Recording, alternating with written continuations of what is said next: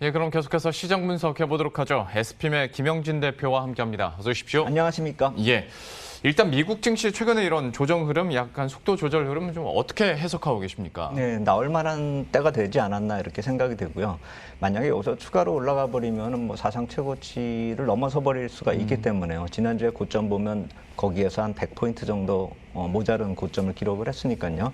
여기서 대선을 이제 오늘 빼면 거래일수가 열흘 남거든요. 네. 근데 이제 그 상황에서 불확실성도 있고 하는데 최고치를 넘어가는 것도 약간 좀 그렇고요. 그리고 또 하나는 경제 지표가 그동안에 이제 확 좋아졌는데 그게 이제 회복 단계를 넘어서서 이제부터 정말 좋아져야 되는데 아직은 그러기에는 좀 이르고, 그리고 이제 회복된 것도 많이 회복이 됐기 때문에 조정권에 진입하는 그런 시기다 이렇게 보시는 게 맞을 것 같아요. 그래서 예. 여기서 조정이 된 다음에 다시 돌아서는 것을 우리가 이제 보면서 주가 추이도 괜찮아질 것이다 이렇게 봐야 될 것 같고요. 예. 그래서 그러한 모습들 전후 사정을 놓고 보면은 지금 조정이 나타나는 것이 언젠가 나타나야 할 조정이 또 미리 나타나는 것도 있다라는 것이죠. 그러니까 대선은 뭐 그렇다 치더라도 경제 지표는 언젠가 이제 좀 많이 꺾이는 그런 시기도 올 거란 말입니다. 조정이 예. 시작이 됐으니까요. 그리고 또 하나 제가 생각을 하는 것은 누가 대통령이 되든 재정 정책이 나오고 또 이제 경기가 좋아지고 하면은 금리가 또 한번 움직일 거란 말입니다. 그래서 저는 대선 이후에 한 번 정도 금리가 움직이는 것이 시장의 조정이 또 빌미가 되지 않을까. 그것이 4년 전 선거 때도 비슷한 모습이 나타났기 때문에 이러한 모습들을 감안을 한다면 지금 조정이 나타나는 것이 어떻게 보면 미리 맞을 매를 미리 맞을 수도 있는, 맞고 있다라고 볼 수도 있는 것이고요. 예. 그리고 향후에 이제 그러한 모습이 나타나서 조정을 보이더라도 좀 덜 불안하죠. 미리 경제 지표도 좀 약간 조정을 보였고 이제 금리도 지금 약간 움직이고 있는 모습이니까 지금 조정이 그렇게 나쁘게 보인다라기보다는 중기 시세의 상승을 만들어가는 그런 단기 조정으로 보는 것이 맞지 않을까 이렇게 생각이 됩니다. 지금의 조정이 그렇게 나쁘게 보이지 않는다라고 얘기를 해줬고, 사실 대선 직전에 갑자기 뭐 신고가를 뚫어갈 수는 없는 건 여러분들도 너무나도 잘 아시기 때문에 이 부분은 이해가 가실 거라고 생각합니다. 다만 경제지표 관련해서 한 가지 질문을 더 드리자면, 그러니까 소매 판매나 소비 심리도 어쨌거나 개선세를 나타내는데 고용은 여전히 불안하고, 만약에 미국에서 물론 뭐 대선 이후에는 될 거라고들 얘기를 하지만 경기 부양책이 계속 지연된다면 그나마 개선되던 소매나 아니면 소비 쪽도 좀 위축되지 않을까라는 걱정이 좀 있어서요. 어떻게 그렇죠. 보십니까? 저도 그렇게 생각이 됩니다. 그러니까 지지난주인가 PCPI 지수 이 물가 관련돼서 소비자 물가 관련돼서 이제 보여드렸는데 그게 정상 과정에 들어서면 1.5 전년 대비 1.5에서 2% 이제 상승하는 그 구간으로 들어설 거란 말입니다. 예. 근데 이제 거기까지 이미 많이 근접을 했기 때문에 여기서 더 치고 올라가는 것은 사실 그렇게 쉬운 얘기가 아니고 그렇게까지 정상적이다 이렇게 보기도 좀 힘든 것이죠. 그리고 물가 지수 관련되면은 그것은 질적인 측면이 되겠는데 지난주에 나온 이 CPI 지수나 이제 소매 판매 지수 같은 경우는 양적인 거라고 좀 볼 필요가 있는 거거든요. 그래서 물론 이 CPI는 질적인 측면에 또 한 가지라고 볼 수가 있는 것이고 소매 판매가 이제 양적인 것이다 이렇게 볼 수가 있는데 이 CPI 지수가 제가 2주 전에 보여드렸던 PCI PI는 8월까지에 이제 집계된 것이고 지난주에 나타났었던 CPI는 이제 9월 것이 나타난 것이거든요.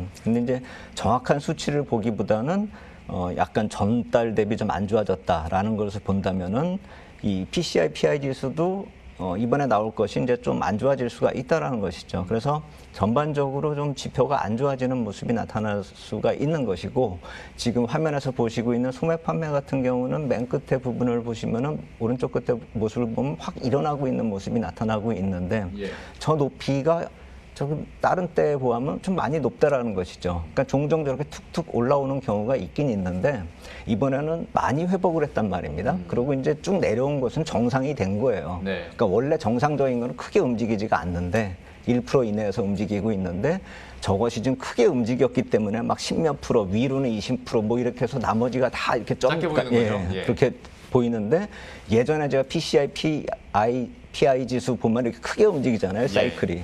그러니까 저 크게 움직인 것만 빼면은 저것도 거의 비슷하게 그런 식으로 움직이는 거거든요. 근데 그 와중에서 맨 끝에 움직임이 너무 커 보인다는 것이죠. 그러니까 제가 봤을 때도 시장에서도 그러지만 저 소매 판매 9월에 나온 지표는 약간 좀 어떻게 보면 다시 꺾일 수가 있는 일시적인 것이다 이렇게 평가를 하는 경우가 많죠. 그래서 지난주에 저런 이제 소매 판매 지표가 나왔음에도 불구하고 시장이 조정을 보일 수밖에 없었던 거는 그날 저 지표도 좀 신뢰하기가 힘들었지만 같이 나왔었던 그 지표들이 별로 그렇게 좋지가 않은 것이죠. 그래서 그날 같이 나왔었던 이제 산업 생산 쪽의 이제 지표가 이제 별로 안 좋게 나왔기 때문에 그런 경우를 놓고 보더라도 이제 지표가 좋아지는 거하고 안 좋아지는 게 좀 섞여 있고 어떤 것이 뭐 다 같이 좋거나 다 같이 안 좋아지는 그런 3월이나 6월까지의 움직임이 이제 벗어나기 시작했다라는 것이죠. 그래서 이제 조정권에 들어섰다 이렇게 보시는 게 맞는데 제가 봤을 때도 이제 어느 정도 인플레이션 목표치 1.5에서 2까지 오는 아까 말씀드렸었던 그 수준에 접근하면 할수록 이제 지표는 꺾여 내려올 수가 있는 것이고요. 예전에 말씀을 드렸듯이 그것이 이게 옆으로 쭉 가기만 해도 주가 지수는 탄력이 굉장히 약해질 거예요. 그러다가 설사 만약에 조금 꺾이면은 주가 조정이 심해지고요. 네. 그래서 저런 지표가 나왔다라는 것이 지금 당장 뭐 저걸 보고 막 주식을 팔아야 된다 이런 게 아니고요. 저런 지표가 나왔기 때문에 시장이 9월 달부터 좀 조정을 시작을 한 것이고 네. 저것이 9월 달에 저렇게 나타난 것이 10월 달에 꺾여 내려갈 수가 있는 그런 상황이라고 볼 수가 있기 때문에 지금 현재 나타나는 시장의 조정도 향후 지표를 선반영하고 있다 이렇게 보시는 게 맞는 거죠. 지금 지표 자체가 좋아지고 나빠지고가 중요한 것이 아니라 그것이 현재 조정을 만들고 있는 상황이다 이렇게 보신다면 너무 불안해할 필요가 없다라는 것이죠. 그래서 선반영되고 있는 측면도 있기 때문에 아까 초반에 말씀드렸었던 두 가지 시나리오, 그러니까 경제 지표가 안 좋아져서 조정을 받는 경우하고 대선 이후에 물가가 올라가면서 금리가 올라갔을 때에 또 하나 조정 요인 중에서 첫 번째 하나는 맞고 있는 상황이다 이렇게 보시면 되는 거죠. 예. 그래서 나중에 나타날 수 있는 금리 문제만으로 한번 또 시장이 충격을 받을 것만 좀 우리가 좀 걱정을 해보자, 미리 좀 대비를 해보자 이런 식으로 좀 생각할 필요가 있다 생각이 됩니다. 혹시나 좀 비약적인 해석일 수도 있겠으나 설명해 주신 이런 흐름들 때문에 어찌 본다면 뭐 연준에서도 그러니까 급격하게 지금의 스탠스를 바꿀 가능성도 그만큼 줄어드는 거 아니겠습니까? 뭐 물론 뭐 완화적으로 하겠다고 이미 선포는 해놓은 상황이긴 하나 뭐 이런 불안감도 없는 상태이고 뭐 어떤 재정적인 정책들만 좀 이번에 결정이 되면 좋은 건데 때문에 지금으로서는 뭐 이런 지표들 사인이 살짝 나와도 너무 불안해할 필요는 없다라고 해석을 해주셨으면 우리 시장을 어떻게 봐야 될지 글쎄 좀 탄력이 약화된 건 맞고 개인들의 물량이 적어들어서 그런가 싶기도 한데 어떤 펀더멘털로 봤을 때는 지금의 우리 시장을 어떻게 해석하고 계십니까? 그래서 저도 이제 후반부는 우리 시장 얘기를 주로 좀 하려고요. 네. 제가 얘기하다 보면은 이제 미국 시장 얘기가 주로 되고 우리 시장 짧게 얘기했는데 네네. 오늘은 좀 미국 시장을 짧게 하고 우리 시장 쪽을 좀 많이 좀 준비를 했습니다. 그래서 3월 이후에 우리가 이 코스피가 워낙에 이제 나스닥하고 디커플링을 보여왔잖아요. 근데 예. 올해 3월 이후에는 좀 그게 이제 디커플링이 거꾸로 우리가 좀 좋아졌었던 거를 표현하려고 제가 3월 팬데믹 이후에 저점 이후에 코스피하고 나스닥 수익률 비교한 표를 만들었거든요. 예. 그래서 코스피가 위에 이제 선이고요. 아래쪽에 이제 미국식 봉이 나스닥 흐름이거든요. 근데 저게 쫙쫙 이제 위로 벌어지고 있는 측면이 세 군데가 있더라고요. 그래서 제가 오렌지색으로 표시를 한 겁니다. 6월달, 8월달, 9월달. 그리고 최근에는 다시 꺾여버렸죠. 예. 다시 나스닥이 올라서고 있습니다.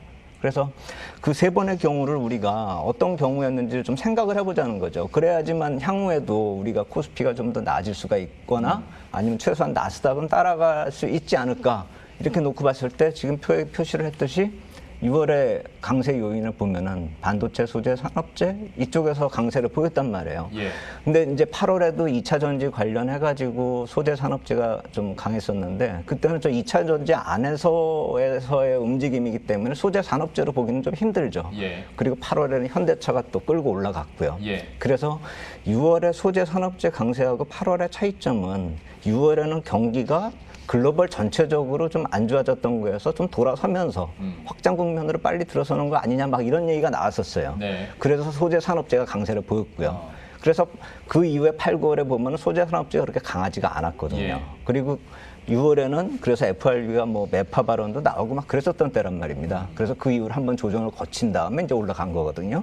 그래서 9월 최근에 놓고 보면은 삼성전자 중심의 IT 업종이 강세를 보이고 뭐 그 2차 전지나 현대차도 약간씩 좀 시세를 보인 거고요. 그리고 10월 초까지는 삼성전자 시세가 유지되고 실적 시즌에 들어서면서 강세를 보였거든요. 그러니까 이제 저런 요인들이 다 반영이 돼버리니까 이제는 더 이상 올라갈 모멘텀이 약간 좀 부족한 게 사실입니다. 코스피가. 그렇기 때문에 지금 조정을 보일 만한 시점이 됐고 나스닥이 아까 제가 조정 보일 만한 시점이 됐다라고 말씀을 드렸지 않습니까? 네. 코스피도 마찬가지가 되는 것이죠. 그래서 우리나라 경제 지표가 나스닥 비교나 미국처럼 이렇게 좀 확실하게 좀 이렇게 경제 지표로 말씀을 드리기가 좀 힘든 그런 좀 측면이 있어서 저 수익률로 저렇게 지금 표시를 말씀을 드리는 것인데 그렇다면 나스닥이 조정을 보일 때 코스피도 어느 정도 조정을 보일 만한 타이밍이 됐다 이렇게 보셔야 되는 것이고 저 흐름 속에서 우리가 좀 체크를 해야 되는 것은 6월 이전에 저 동그라미 이전에는 언택 관련주가 많이 상승을 했어요. 네. 네이버나 뭐 카카오나 뭐 이런 것들이요. 근데 그 이후부터는 저기 표시를 해드렸듯이 반도체나 소재나 산업재나 현대차나 뭐 경기 관련 IT 이쪽이 움직였단 말입니다. 그렇기 때문에 저 가만히 생각을 해보면은 지금 코비드-19이 계속 좀 안 좋게 흘러가고는 있는데 6월 이후의 강세 속에서 코스피가 상대적인 강세를 보였다는 건 컨택 관련주가 강세를 보였기 때문에 이 코비드-19이 어떻게 되느냐에 따라서 코스피가 더 강세를 보일 수 있는지의 여부를 결정을 지을 수가 있다는 것이죠. 예. 그래서 우리나라가 나스닥을 쫓아가는 측면도 있지만 어떻게 보면 컨택 관련주가 좀 일어나기 시작한다라고 한다면 저 안에 뭐 조선이나 뭐 철강이나 이런 건 사실 좀 빠져 있거든요. 시세에서 예. 현재 시점에서는요. 그래서 6월에 잠깐 강세를 보이다가 현재 와서는 계속 놀고 있는 그런 시세인데 만약에 팬데믹이 좀 전체 완화가 돼서 이제 컨택 쪽이 좀 강세를 보인다라고 한다면은 우리나라 시장이 좀 상대적인 강세를 다시 갈 수도 있다라는 생각이 듭니다. 근데 네.